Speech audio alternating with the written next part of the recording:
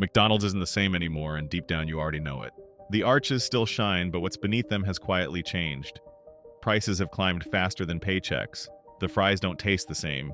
And the smile behind the counter has been replaced by a screen that doesn't care if you're hungry or just lonely. It's hard to imagine now, but this was once America's proudest kitchen, the symbol of fast, honest food for ordinary families. A place where you could feed everyone for the cost of a few coins and still walk out full and happy. From a single stand in San Bernardino to more than 40,000 restaurants worldwide, McDonald's became more than a brand, it was comfort itself.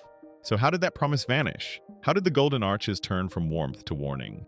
In fact, behind that familiar menu, there are truths McDonald's doesn't advertise, and tonight we're uncovering all 5. The food isn't what it used to be. I've got to admit, I used to love McDonald's.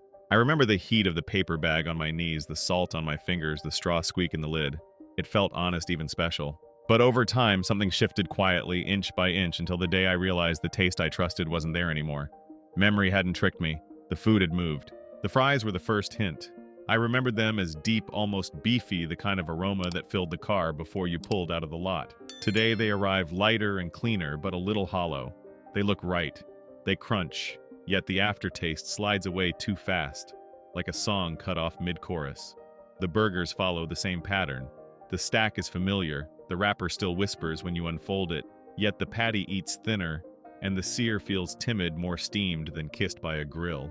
Even the bun has changed, softer, sweeter, engineered to stay pillowy on a long ride home, but without the bakery warmth that once greeted your hands. Shakes feel thicker but strangely distant, the old dairy richness replaced by a polished smoothness. The coffee stands hotter and darker, yet the roast tastes flatter than the memory people still carry.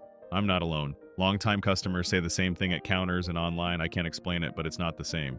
A retired trucker told me he now plans routes around old diners, not the arches he once trusted at dawn. A father admitted he buys the Happy Meal for the memory, then eats in silence because the memory doesn't show up. A grandmother who saved coffee coupons for years says the cup still steadies her hands, but the flavor sits dull.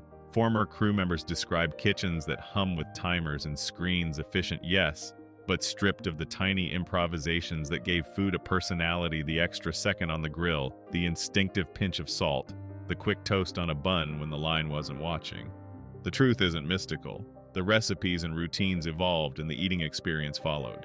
Why did it happen scale first? When you promise the same bite in every town you design for control. Centralized suppliers, standardized cuts, oils that hold up to long hours, buns that stay soft through a full shift, patties that cook the same whether the rush hits at noon in Ohio or midnight in Osaka. That kind of reliability is a marvel of logistics, but it trims the edges where joy used to live. Then cost. Margins do not protect themselves.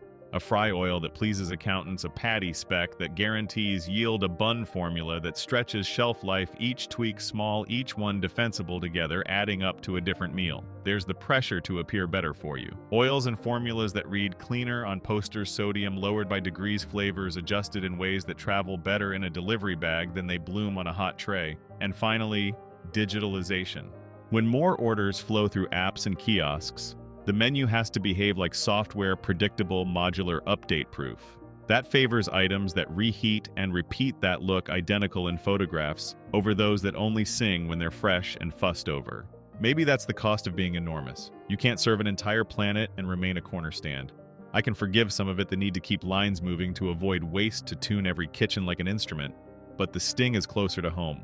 The letdown doesn't just happen in faraway airports. It's on American highways in the Midwest towns where the brand learned to walk. The booths are the same. The feeling isn't. You tap a screen and a number blinks back. A tray slides forward with every item correct, every box checked, and somehow the food feels remote, made by a system more than a cook. For a company born in California sunshine, that distance is now the sharpest taste on the tray. Call it the scale trap. A company grows so wide, it sands down its own flavor to fit through every door. The arches kept their shape. The food went on a diet of predictability. Big universal companies will slip, that part is inevitable. The difference here is where the slip shows. It's one thing to disappoint travelers passing through. It's another to let down the people who built you right where the story started. When the kitchen that once defined American comfort can't deliver the old comfort on its own soil that isn't just drift. That's a choice. Because when the flavor fades, people stop forgiving the bill. The next truth isn't about nostalgia at all. It's about why the price you're paying no longer feels like a deal and what that says about trust. Price has quietly outpaced the quality. Be honest, what feels like a fair price for a fast food burger? $3? Maybe $5 if there's cheese and a drink? The kind of number you barely think about, the kind spare change used to cover. Now look at the receipt. In a lot of towns, a single McDonald's meal lands in double digits, $12, $13, sometimes $14, once you add a medium fry and drink. In big cities, it can spike higher. The company itself says the average price of its menu items rose about 40% from 2019 to 2024, largely from higher food packaging and labor costs. An $18 Big Mac meal that went viral was an outlier, but the sticker shock is real. Even the company's own US average puts a Big Mac meal around $9 and change. The point isn't the highest extremes, it's that what once felt like a $5 stop is now a budget line. That shock shows up in behavior. People post totals because they can't square the math, a Big Mac combo rivaling a diner special, a Happy Meal crossing into only on treat night, breakfast nibbling at 10. And inside, McDonald's executives are saying the quiet part out loud. The consumer is certainly being very discriminating in how they spend their dollar. All income cohorts are seeking value, CEO Chris Kempczynski told investors after a rare sales miss in 2024, while also calling the battleground the lower income guest. So where does the money go into a machine far bigger than a grill and a fryer? McDonald's today is a global operating system, real estate ownership and leases, franchise royalties and marketing fees, national ad buys, app development and maintenance, loyalty programs, digital menu boards, delivery integrations, and logistics webs that keep identical boxes moving through tens of thousands of stores. Every burger you hold helps shoulder that overhead. Operators face higher wages, insurance, utilities, and rent, plus mandated kitchen upgrades, remodel cycles, and tech rollouts. Corporate sets targets. Franchisees protect margins. Prices drift up in quiet steps, quarter after quarter, zip code by zip code. Menu engineering does the rest. Nudge portions here, steer demand, their bundle for optics anchor with a premium item, so the deal looks friendly on the board. The app can test price thresholds locally and whisper a coupon so you feel rewarded, not managed. None of that is conspiracy, it's corporate gravity. But gravity has a bill and you pay it at the counter. Industry voices back that picture. Analysts flagged pricing fatigue after years of menu inflation, noting that the gap between eating out and at home remains historically wide. The American Customer Satisfaction Index has repeatedly shown that perceived value is a core driver of fast food satisfaction, and when value weakens, loyalty erodes. Put simply by ACSI's managing team over years of tracking, when budgets tighten, people demand quality for the price and penalize brands that don't deliver it. Here's the sting. The root product, the food that built the house, didn't climb alongside the cost. The fries haven't rediscovered their old depth. The patties didn't regain their sear. The bun didn't suddenly smell like a bakery at dawn. Meanwhile, the chain poured money into screens, systems, speed, and spread everywhere instantly, predictably, then asked you to meet the new price with the old affection. They scaled the walls of the world, and somewhere along the climb left the flavor of a hot bag on the car seat behind. Maybe that's the illusion of size. The bigger a company gets, the more it optimizes what can be counted transactions throughput, ticket size, and the less it can hear the things that only whisper heat aroma the second a fry reaches perfect. It's not malice, it's drift. But drift is how trust slips, one price change at a time, one bland bite at a time. So the numbers stop making sense, customers stop forgiving the rest. Which leads to the next truth, not about money, but about the people and moments that used to make a cheap meal feel rich. The experience is no longer human. They used to know my name, and old customer set eyes on the tray. If I was short a quarter, they waved me through. Now I don't even know who to thank. Walk in McDonald's is today, and the room hums differently. The menu boards don't talk, they beam. Orders begin with glass tap swipe, confirm, then move to a shelf where paper bags wait with printed codes instead of voices. You stand in a line that isn't a line, more a cluster orbiting screens. The overhead speaker calls numbers, not names.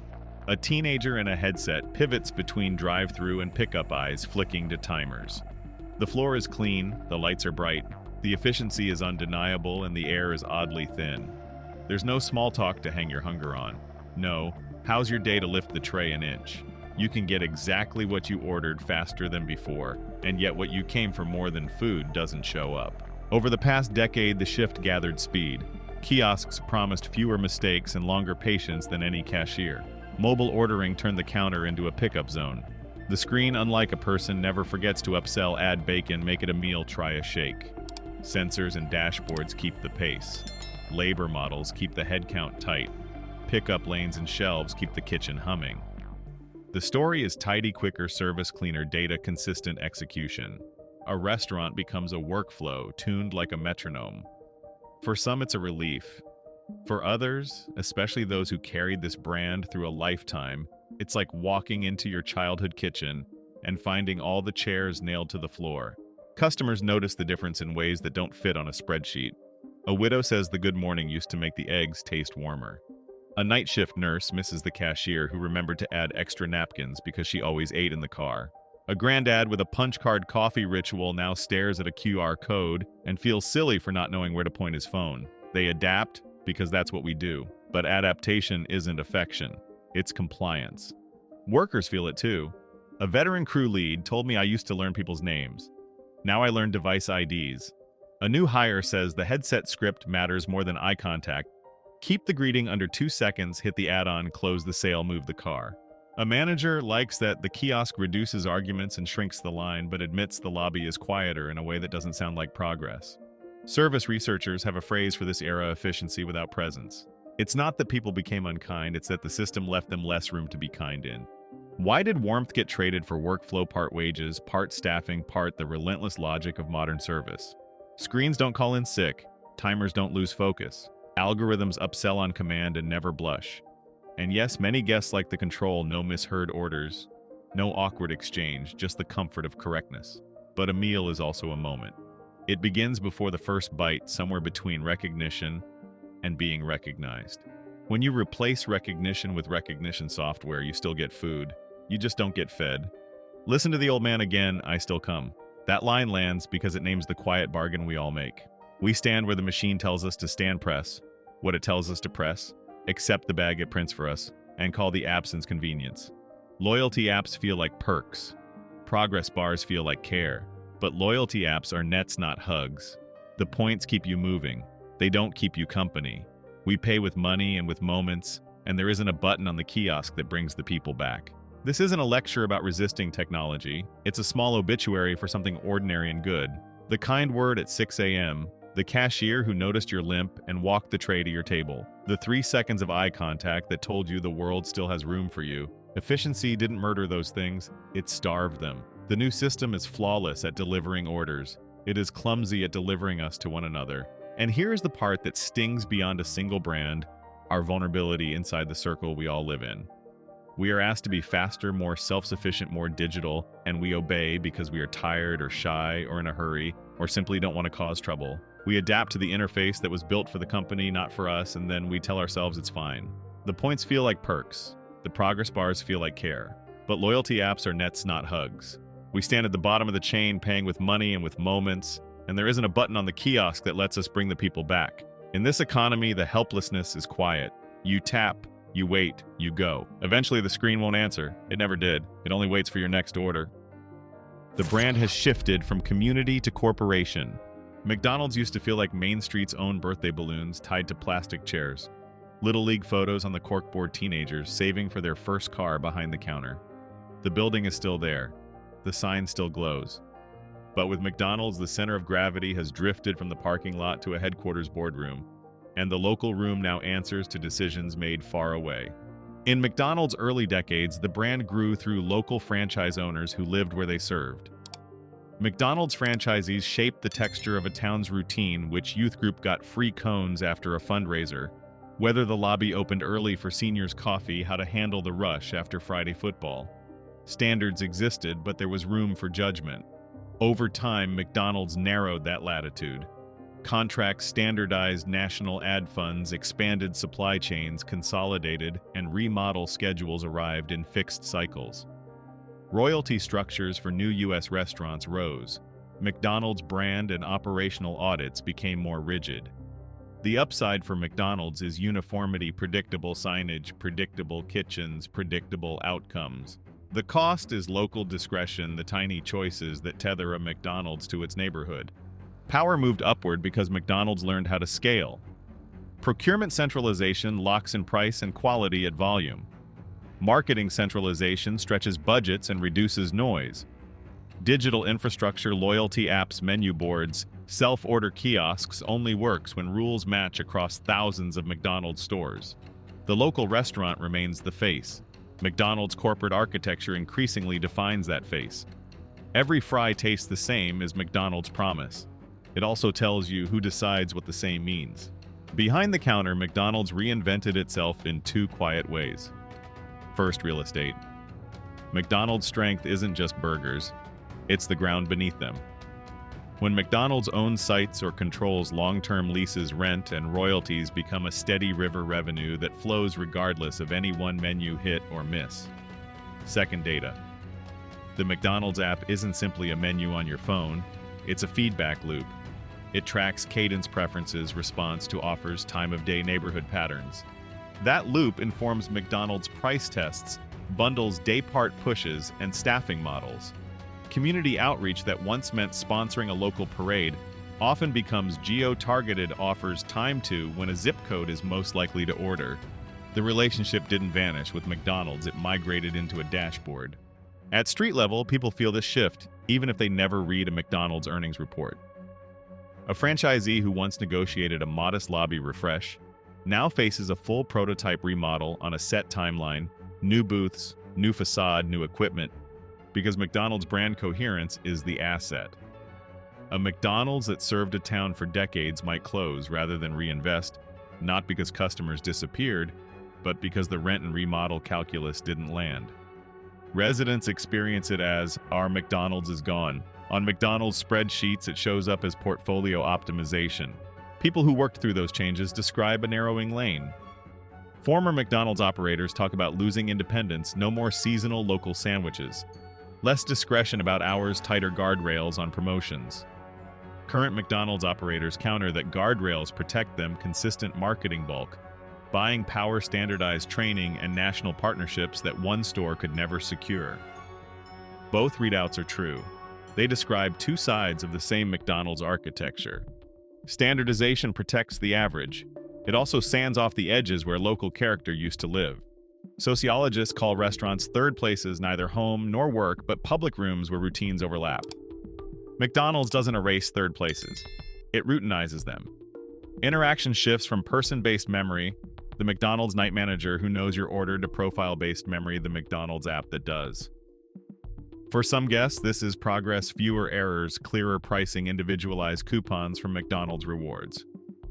For others, it thins the social texture that made a McDonald's feel like part of the town, rather than an address in it.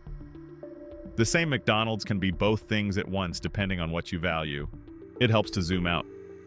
McDonald's is not the only brand running this playbook, but McDonald's executes it at a rare scale. Starbucks centralizes formats and deploys targeted offers. Big box retailers run national planograms with local overlays. Supermarkets replace bulletin boards with loyalty apps and receipt coupons. The logic is consistent scale demands control.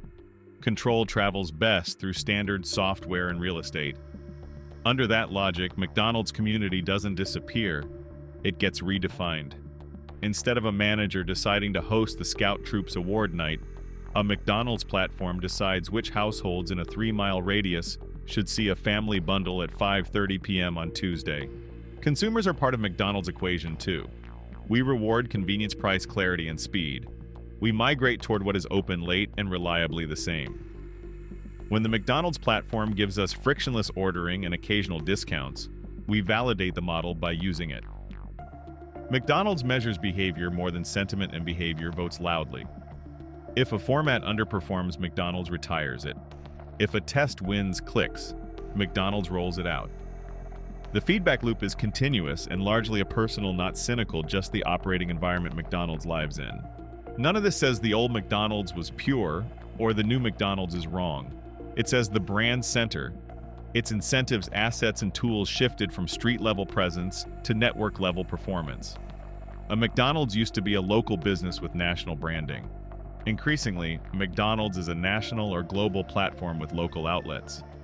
The sign still faces the road, but the system behind McDonald's faces a map of markets and a stack of dashboards.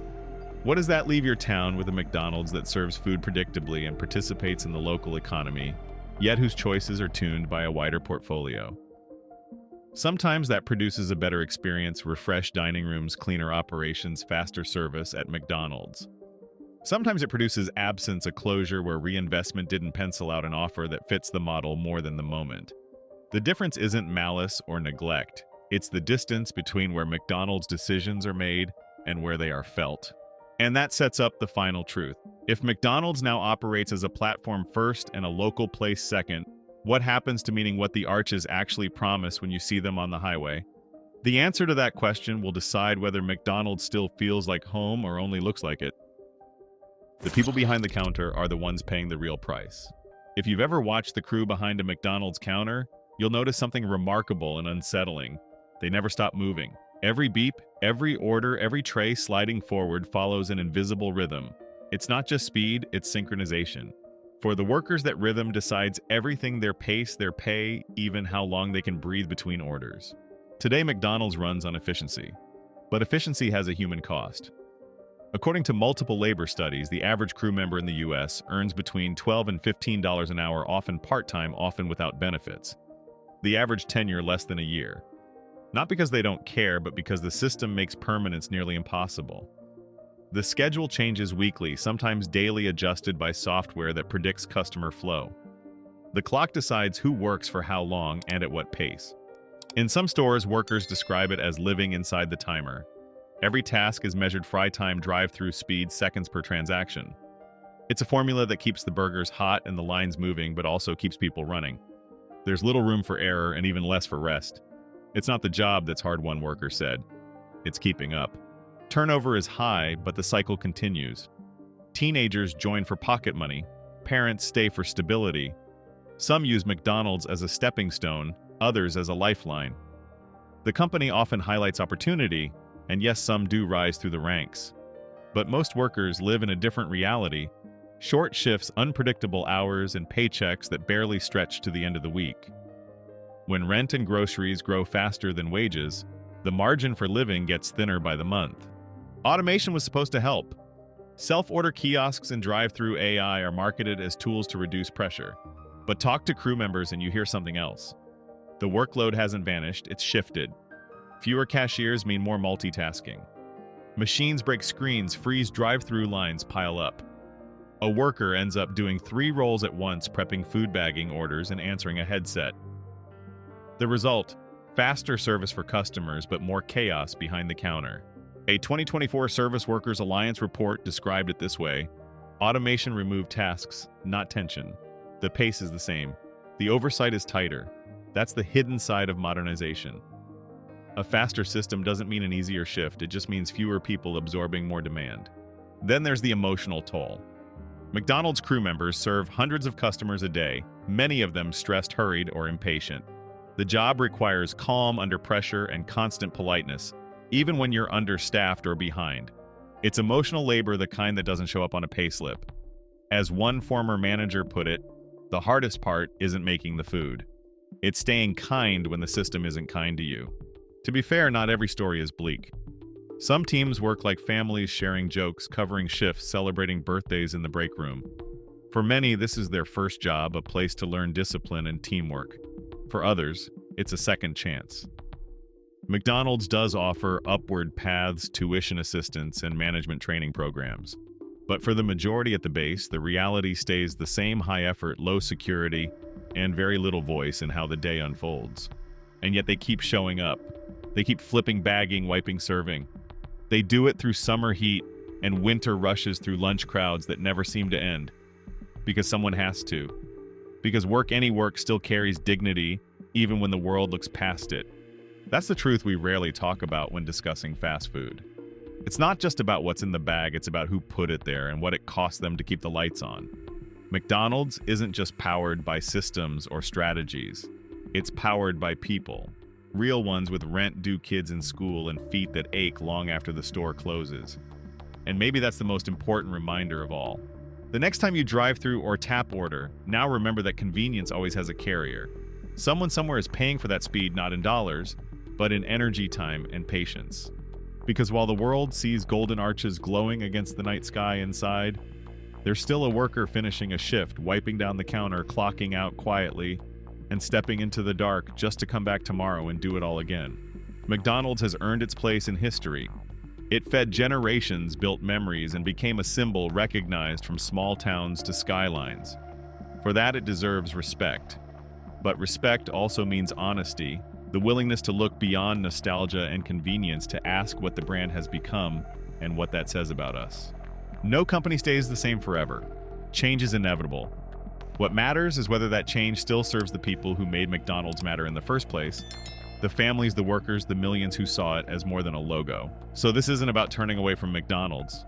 It's about looking deeper when you walk through its doors, seeing not just what's on the tray, but what's behind it.